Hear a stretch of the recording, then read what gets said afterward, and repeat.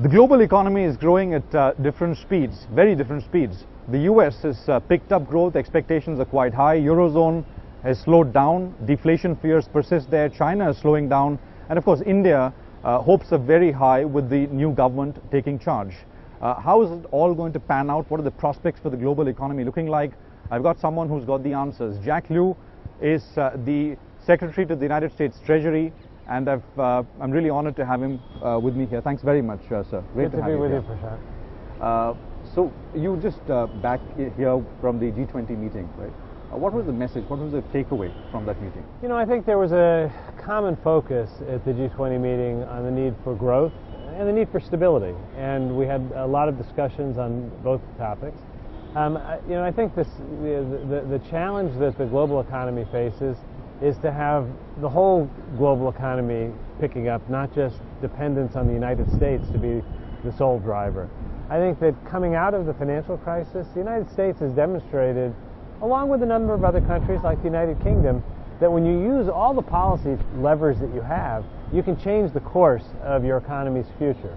You need to use monetary policy, you need to use fiscal policy to help grow demand, and you need to do structural reforms so there's confidence in the future and flexibility in the economy. That was my message at the G20. Do you think other economies aren't doing that, or they're maybe too late in the game? I think that you know, it's challenging in each system to use each of the tools. Certainly it's challenging in our system, and it's not always as quick and as simple as you want it to be.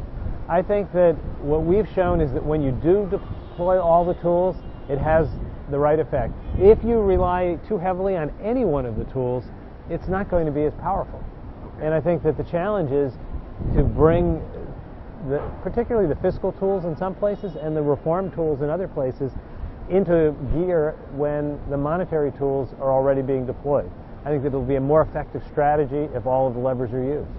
What's your view on the US economy? I read somewhere you said it's turned a corner, right? I mean, I think it has turned a corner. I think if you look at the economic growth over these past 6 months, the past year, we're seeing a dramatic change from the past. We're seeing sustained growth in jobs. We're seeing even an increase in wages, which was slow to come, but over the last year, over 2% increase in wages. We're seeing strength in manufacturing, and we're even seeing a comeback in the housing and construction sector, which has been the slowest part of the economy to recover from a recession that was really driven by the collapse in that area. I think that what we have now in the United States is the kind of recovery that will feed on itself and grow, but we can't look at the United States as if it's on an island all by itself.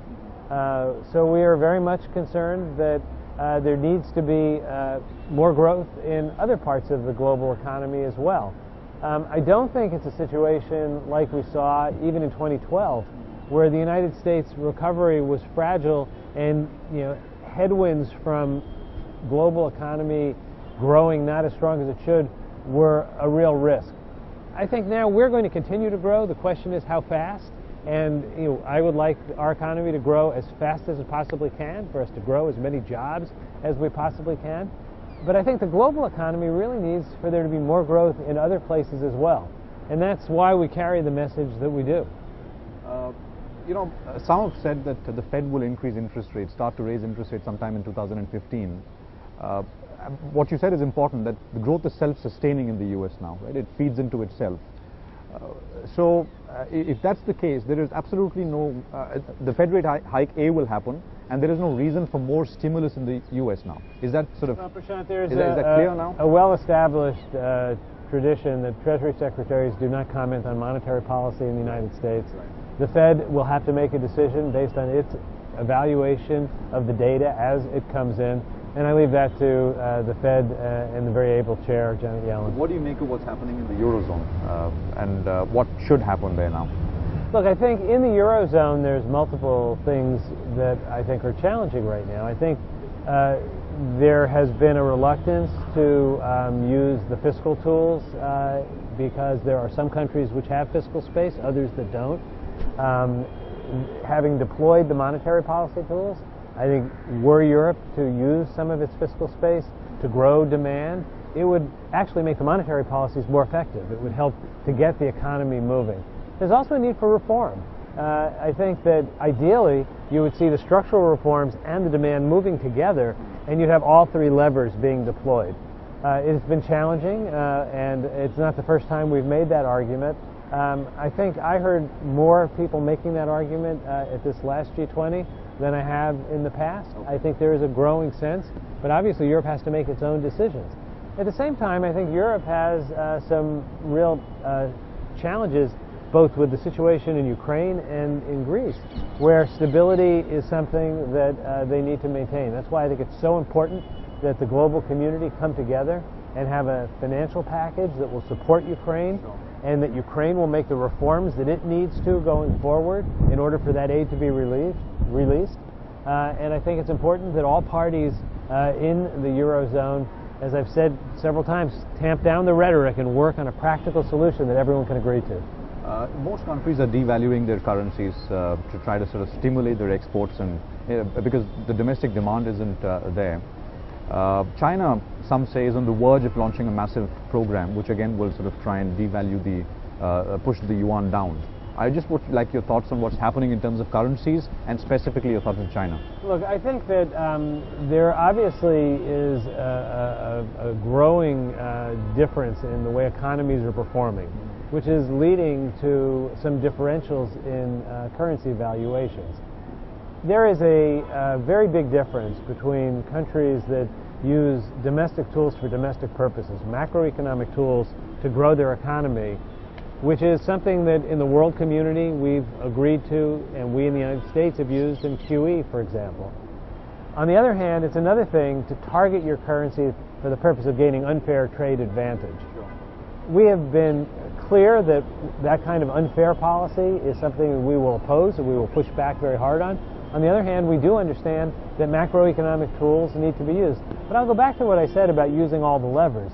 I think it's a mistake to over-rely on any one lever. And using all the levers, I think, will actually prevent some of that. And I think it would be a very big mistake for the world to get into a situation where there was kind of a race to devalue. For India here, the prospects are looking better and better. Financial markets have been very appreciative of the change in the sort of power structure here. Over the last year, the new government, international investors seem to be quite bullish. You've interacted with business leaders here. What's your perception about what's going on here? Well, Prashant, I met today with both the leaders at the Reserve Bank and leaders in the business community. Tomorrow I'll be meeting in Delhi with the finance ministry officials and other leaders in the government. And I met in Washington at international meetings on a number of occasions with our colleagues. I think there is a great deal of enthusiasm for the reform agenda that the Prime Minister has put forward. I hear it internationally. I hear it from business leaders in India. I hear it from business leaders in the United States. I think India is a very attractive investment opportunity for American institutional investors. I think the desire for U.S.-India economic relations is strong on both sides of it, and I think it's in our mutual interest.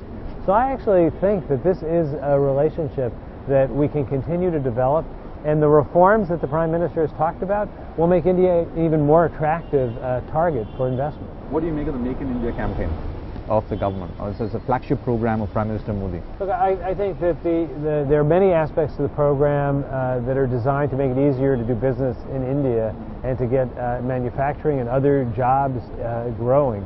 I think that India has no shortage of talent. It has no shortage of entrepreneurs. The reform program will, I think, take away some of the obstacles that have made it hard for people in India to do business and for others to come and do business.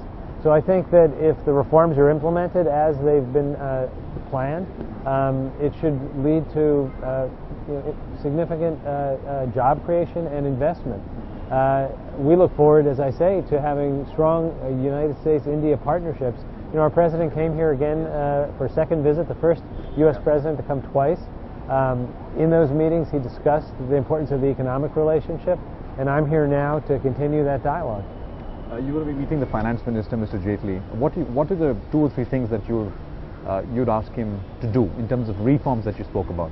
I think that the importance of making the investment environment in India one that's attractive, even more attractive to foreign investors, is important.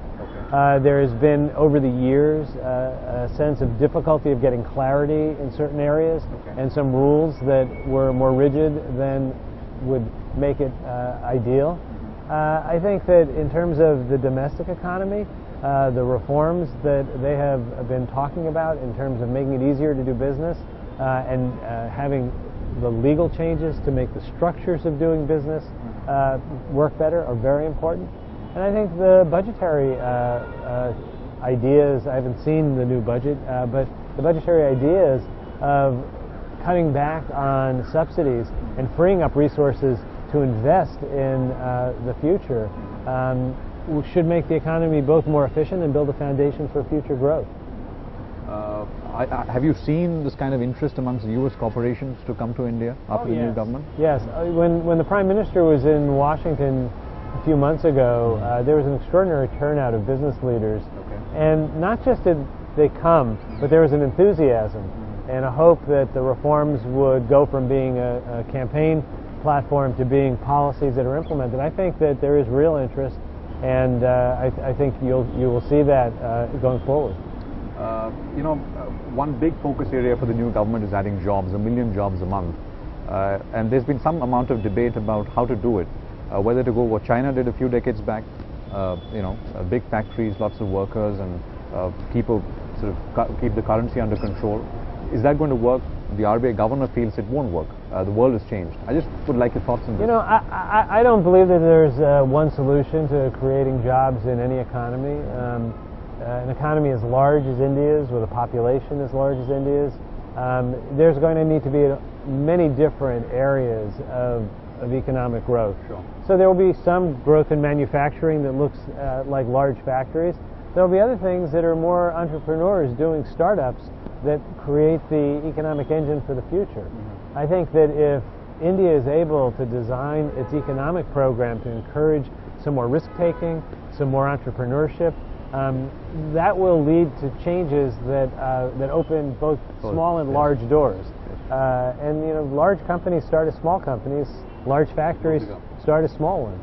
You were at the UID Center. That's been a flagship program of the last government. It's been continued by the new government, and sort of talks about inclusion, all kinds of inclusion. I thought it was very impressive. Right. The inclusive financing is very important. To sign up 800 million people in a program where they have access to banking services, many for the first time ever, is at a scale that's extraordinary. What I saw today was technology that was simple and was working. People who were enthusiastic about having access to banking services, and who understood that it was important in terms of both a place to do their banking and a way to build their credit history and to have access to financial products in the future. So I think access to financial services is critically important in developed and developing economies. What India has done is at a scale that's truly impressive. So thanks very much for your time. It's truly an honor, sir. Thank you very much for having me. Thank you.